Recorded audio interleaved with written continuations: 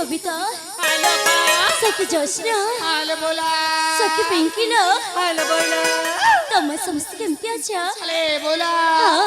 आमे समस्ते भाला रे अचुमा बोले रे अच्छा कोई परिबा किलो अरे संग मने हेलो सतरे आज न काहे की तमन बेसी सुन देख जाय चमा सते किलो हाली सखी। अपा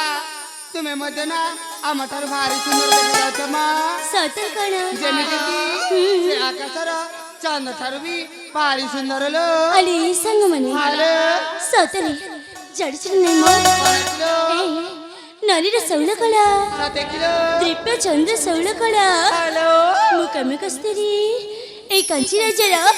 अरियाले राजा सिद्धजी कर नंदिनी हेलो हम ह अकथा के जडीच पाँच किलो सतरे ए सखी ए अपा ए जनहरू पाइची सुंदर जछना हेलो फुलरी मोहकी बसना सते किलो हाय बाबा जनहरू पाइची सुंदर जछना हेलो बोला फुलरी मोहकी बसना हेलो सुंदरी उपरी अनन्य सुंदरी कोठी नहीं मो तुलना सते किलो हस के हाँ ए बोला ए हेलो ओ जानिछ पालेमा तुलसी दुई पत्र बसे सते किलो अपरिवर्तन होछि जीवनर परम सत्य हेलो तेणु मनटा भारी गाइबा नाचिबाकू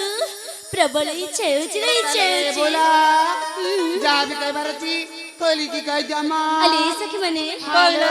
तमन कोन मन ध्यान दे सुनिबा हेलो ए सखी ए बोला सुनताइले वामा सखीला हेलो ऐसे कोइली को देखो छना हेलो सतल को कही अम्मन को सब जण चंती हेलो